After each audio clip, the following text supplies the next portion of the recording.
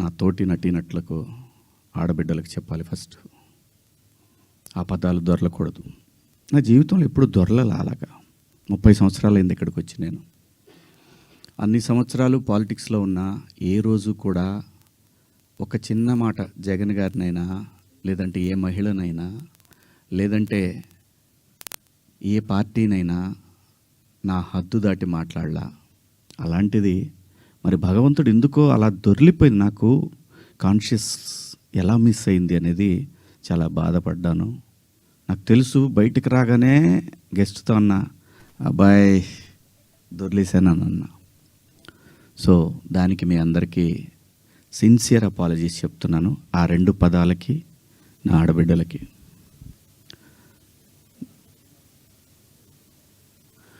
ఇక నేను ఇచ్చిన స్టేట్మెంట్కి మాత్రం కట్టుబడే ఉన్నాను. దాంట్లో ఎవరికి భయపడేదే లేదు. ఆ 2 పదాలు మాత్రం unparliamentary. From my soul I regret. అవి మాట్లాడటం తప్పు. Apologies very clear. ఇక మా దండోరా సినిమా గురించి మాట్లాడుతాం. దాని తర్వాత మీరు ఎవరు అడగాలనుకుని అడగచ్చు. ఎందుకంటే 2 రోజుల నుంచి దాదాపు 36 అవర్స్ అయింది నేను పడుకొని. 2 రోజుల నుంచి నేను ఈ ప్రమోషన్స్లో నేను పార్టిసిపేట్ చేయలేకపోయాను.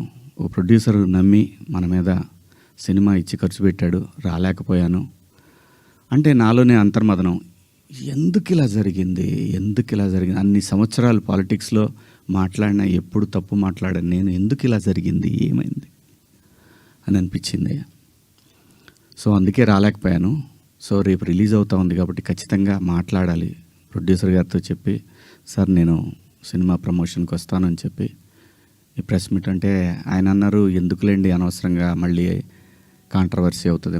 లేదు మీ దగ్గర డబ్బులు తీసుకున్నాను కాబట్టి నేను ఖచ్చితంగా మీ సినిమాకి నేను నా వంతు నేను ప్రమోషన్ చేయాలి అని చెప్పాను. అలా రేపు 25వ తారీఖు క్రిస్మస్ నాడు రిలీజ్ అవుతుంది ప్రపంచవ్యాప్తంగా ఈ సినిమా. తప్పకుండా మీ దగ్గరలో ఉన్న థియేటర్లో మీకు వీలైతే చూడండి. ఒక మంచి సినిమా. సమాజాన్ని పట్టి పీడిస్తున్న కాస్ట్ సిస్టమ్ మీద